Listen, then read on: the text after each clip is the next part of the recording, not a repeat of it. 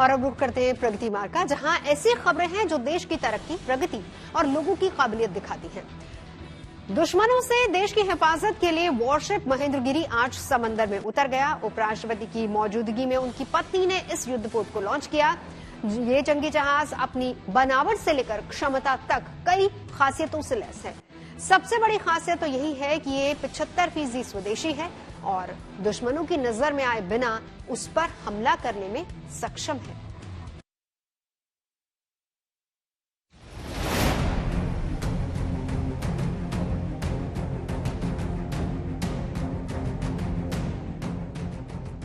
ये है भारत की प्रगति की नई तस्वीर, युद्धपोत महेंद्रगिरी, जो नौसेना की नई ताकत है और दुश्मनों के होश उड़ाने के लिए पूरी तरह तैयार।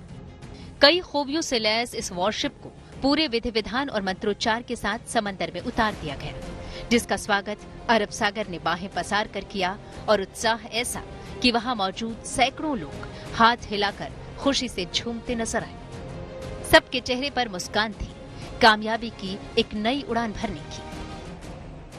प्रोजेक्ट 17 अल्फा के तहत बनाए गए युद्धपोतों में आईएनएस महेंद्रगिरी 7वां और आखिरी स्टेल्थ फ्रिगेट है। मतलब ये स्टेल्थ टेक्नोलॉजी से तैयार किया गया ऐसा युद्धपोत है जो समंदर में दुश्मन की हर चाल को नाकाम करने में सक्षम है। दरअसल स्टेल्थ फ्रिगेट में स्टेल्थ टेक्नोलॉजी का इस्तेमाल किया जाता है ताकि फ्रिगेट को रडार, सोनार और इंफ्रारेड मेथड से बचाया जा सके। इसके लिए युद्धपोत के डिजाइन या उनके आवरण पर ऐसी कोटिंग की जाती है जिससे वे रडार से आने वाली तरंगों को सोख लेते हैं। स्टेल्थ फ्रिगेट का समुद्र में दुश्मन द्वारा पता लगा पाना कठिन होता है, लिहाजा ये दुश्मनों पर छुपकर हमला करने में सक्षम होती है। A-17 प्रोजेक्ट के तहत बने महेंद्रगिरी में सबसे बड़ी खासियत ये है कि ये आत्मनिर्भर भारत के तहत बनाया गया है। इसमें जितनी भी मिसाइलें हैं या जितने भी हथियार हैं वो आत्मनिर्भर भारत के तहत भारत में ही बनाए गए हैं।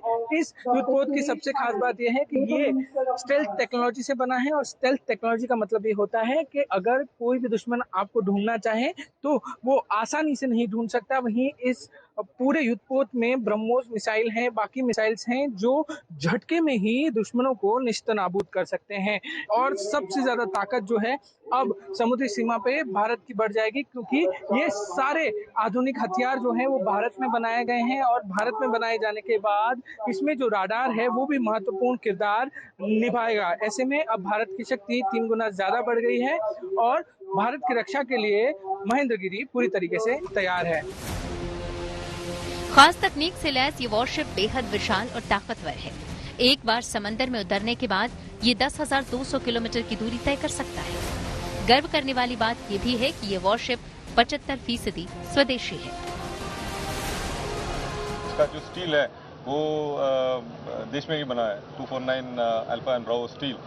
सो पहले हम स्टील बाहर से इंपोर्ट करते थे, तो इसमें जितने वेपन्स हैं और कंट्रोल सिस्टम्स हैं वो सब अभी देश में बन रहा है। मतलब Bharat dynamics, Bharat electricals, BHEL, फिर L&T, महिंद्रा डिफेंस और कम से कम 200 से ऊपर MSMEs, ये इन सब का कंट्रीब्यूशन है इस जहाज में।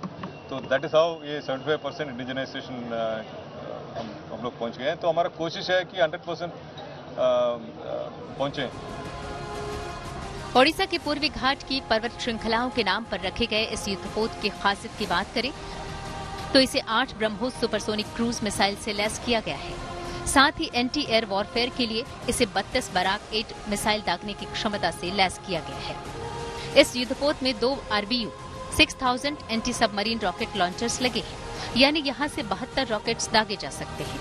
इसके अलावा इसमें एक 76 मिलीमीटर की ओटो मेलारा नौसैनिक गन लगी है।